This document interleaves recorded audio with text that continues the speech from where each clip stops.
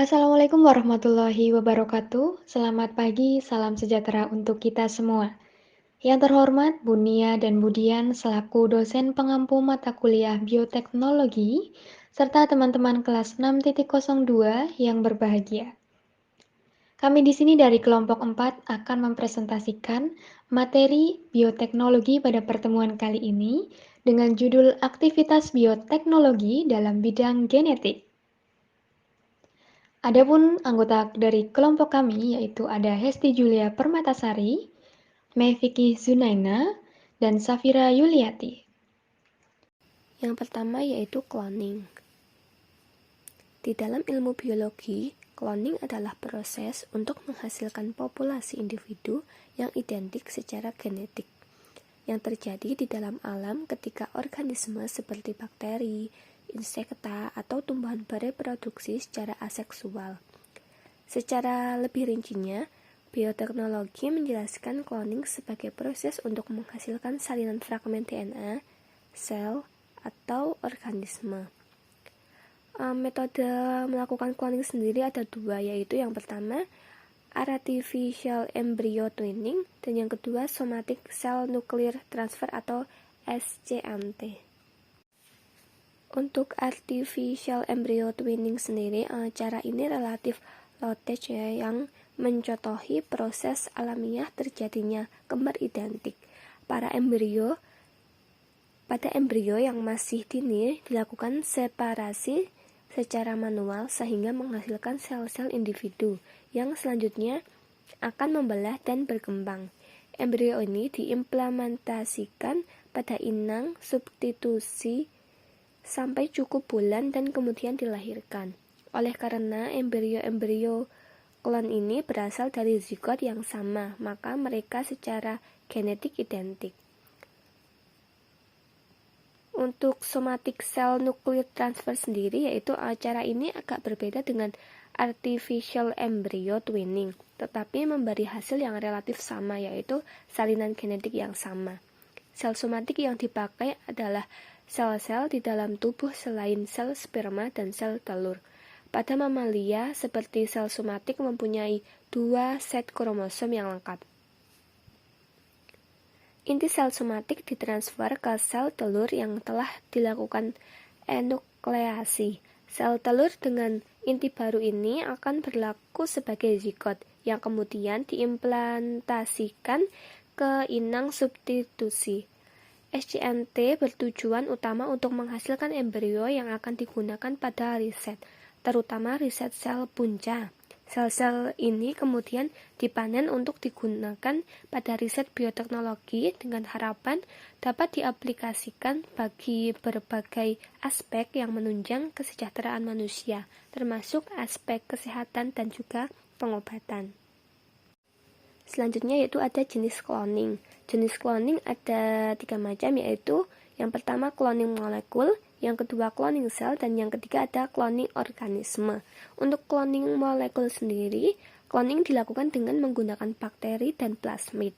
Dalam hal melakukan cloning gen atau potongan DNA, plasmid asal atau cloning vektor diisolasi dari sel bakteri.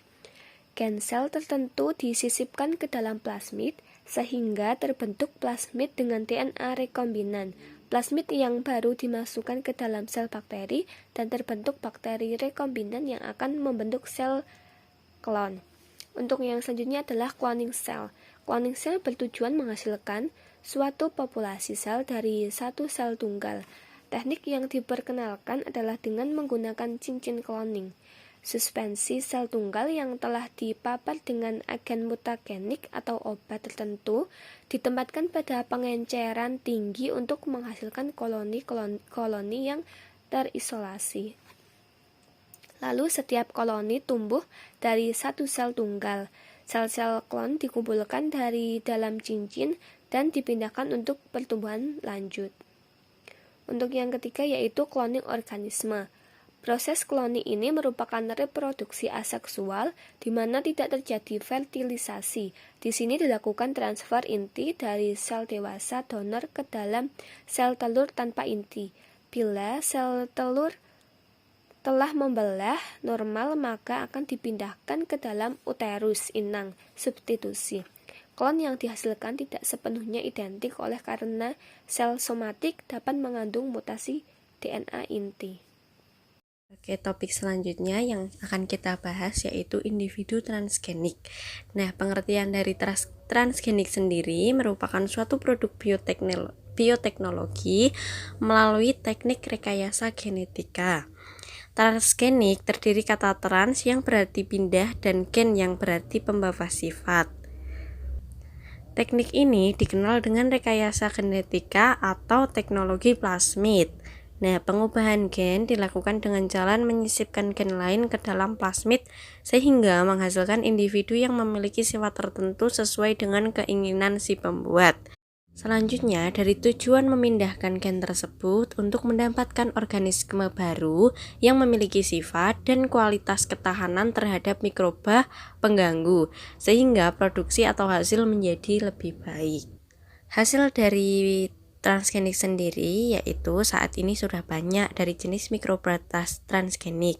Misalnya dapat diinokulasikan pada jaringan tanaman jagung, kentang, kacang, kedelai, dan kapas. Nah, keunggulan dari mikroba transgenik tersebut umumnya adalah tahan terhadap serangan hama.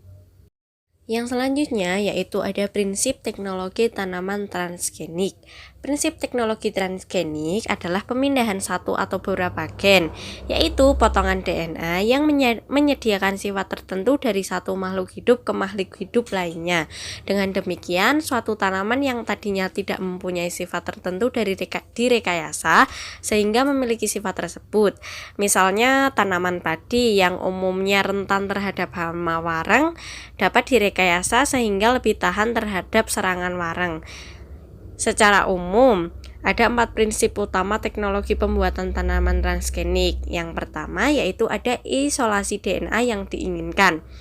Dari isolasi DNA yang diinginkan, ekstrak DNA dari organisme yang diingin harus benar-benar murni, tidak boleh terkontaminasi oleh DNA dari organisme lainnya.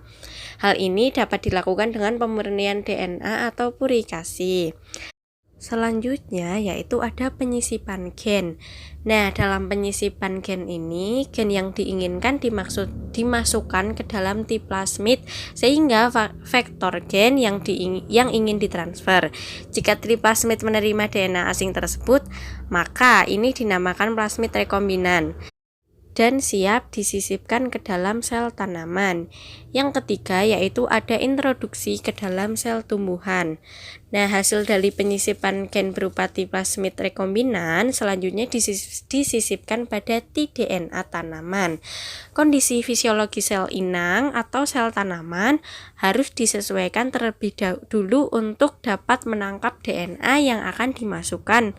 Nah, ini yang disebut dengan introduksi ke dalam sel tumbuhan menghasilkan tDNA yang membawa gen baru pada kromosom tumbuhan. Selanjutnya ada regenerasi tanaman.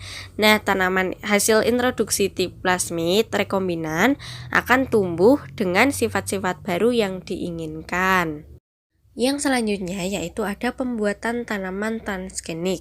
Dalam pembuatan tanaman transgenik meliputi beberapa di antaranya, yaitu yang pertama ada pemilihan gen yang diinginkan. Dari pemilihan gen yang diinginkan, maka gen yang memiliki sifat spesifik atau sifat tertentu yang diinginkan dalam suatu pembuatan tanaman transgenik adalah sangat penting. Gen ini bisa mempunyai sifat seperti resisten hama, resisten terhadap gulma, mempunyai kandungan glukosa yang tinggi, vitamin tertentu, dan sebagainya yang diambil dari organisme lain. Boleh dari tumbuhan, hewan, dan bakteri. Pemilihan gen yang diinginkan ini harus melalui beberapa cara, yaitu ada 5 cara. Yang pertama yaitu dapat melakukan ekstrak DNA dan purifikasi DNA. Kedua, pengecekan dengan elektroresis untuk mengetahui keberadaan, jumlah, dan berat DNA. Yang ketiga yaitu pengecekan sekuen DNA menggunakan mesin sekuen. Yang keempat yaitu pemilihan gen yang diinginkan. Yang kelima yaitu pemotongan gen yang diinginkan. Selanjutnya ada pemilihan vektor. Nah, setelah DNA gen yang diinginkan didapat, selanjutnya dilakukan penyambungan atau fusi dengan plasmid bakteri yang telah dipilih.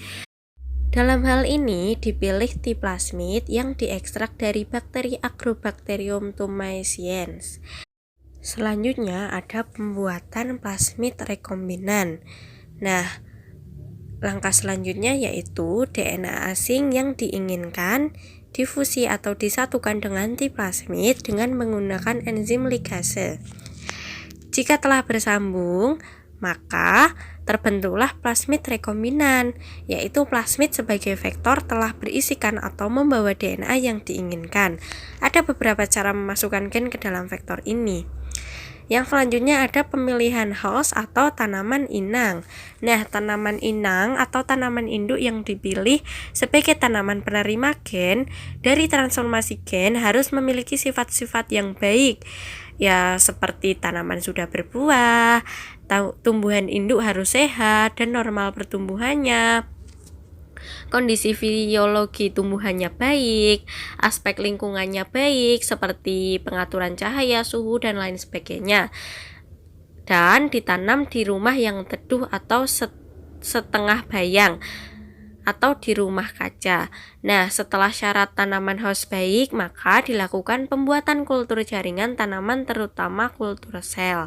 Selanjutnya ada pembuatan kultur sel tanaman, yaitu untuk mendapatkan sel tunggal tanaman sebagai inang atau penerima DNA asing pada tanaman yang diinginkan, maka tanaman tersebut dikultur dengan metode kultur jaringan sel, sehingga didapat sel tanaman yang tunggal supaya dimudahkan dalam pemindahan gen dari plasmid ke dalam sel tanaman tersebut. Yang selanjutnya ada pembuatan kultur sel tanaman. Nah, untuk mendapatkan sel tunggal tanaman sebagai inang atau penerima DNA asing pada tanaman yang diinginkan, maka tanaman tersebut dikultur dengan metode kultur jaringan sel, sehingga didapat sel-sel tanaman yang tunggal supaya memudahkan dalam pemindahan gen dari plasmid ke dalam sel tanaman tersebut. Selanjutnya ada memasukkan DNA rekombinan ke dalam sel tanaman. Langkah selanjutnya adalah memasukkan sel rekombinan ke dalam sel tanaman penerima.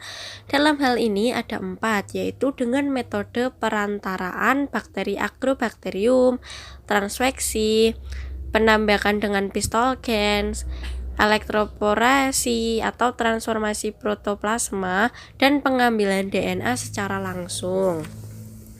Selanjutnya ada regenerasi sel tanaman ke plantlet. Nah, setelah sel pasti telah berfusi dalam sel tanaman penerima, maka selanjutnya sel tanaman siap diregenerasikan ke tanaman sempurna atau plantlet dengan masih dalam metode kultur jaringan. Yang selanjutnya yaitu ada faktor-faktor yang mempengaruhi tanaman transgenik. Nah, dalam pembuatan tanaman transgenik itu tidak semudah apa yang kita bayangkan, harus memiliki banyak keahlian khusus. Di samping itu juga memperhatikan faktor-faktor yang mempengaruhi proses pembuatan pada tanaman transgenik ini. Yang pertama yaitu faktor-faktornya, yaitu pemilihan gen tanaman yang diinginkan. Nah, gen tanaman yang dipilih ini harus benar-benar mempunyai sifat khusus yang tidak dimiliki oleh tanaman lain. Nah, gen ini juga dapat diekstrak dan dikenali oleh mesin sequence sehingga didapati susunan nukleotida DNA-nya. Yang kedua ada enzim yang digunakan. Nah, enzim yang digunakan ini terdapat 3 jenis enzim dalam melakukan rekayasa genetika, yaitu ada enzim pemotong. Enzim pemotong dikenal dengan nama enzim restriksi endonuklease. Yang selanjutnya ada fungsi enzim ini adalah untuk memotong-motong benang DNA yang panjang menjadi pendek agar dapat disambung-sambungkan kembali. Yang kedua yaitu ada enzim penyambung.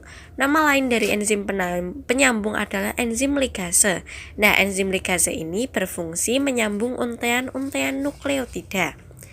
Yang selanjutnya, yang ketiga yaitu ada pemilihan vektor yang tepat. Nah, pemilihan vektor ini sangat penting dalam pembuatan tanaman transgenik karena tidak semua gen dapat disisipkan ke semua jenis vektor. Yang keempat, ada pemilihan inang yang tepat. Nah, sasaran tanaman yang dijadikan tanaman transgenik memiliki karakter khusus yang mampu menerima penyisipan gen asing.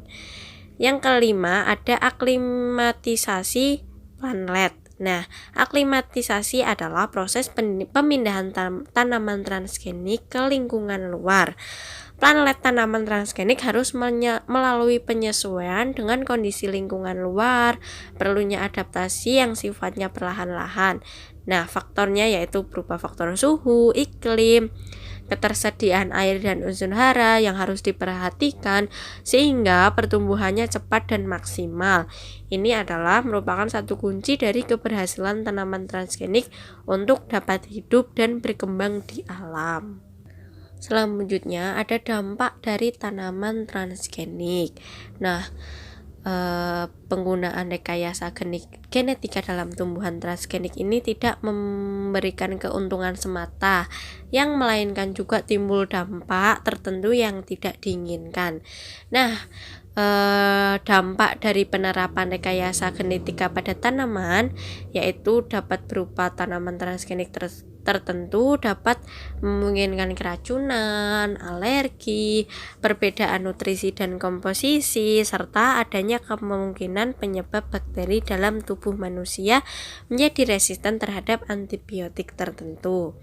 Selanjutnya, terlepasnya organisme transgenik di alam bebas tanpa mengawasi dapat menghasilkan pencemaran biologis yang berdampak pada terganggunya ekosistem yang meningkatkan prevalensi penyakit tertentu.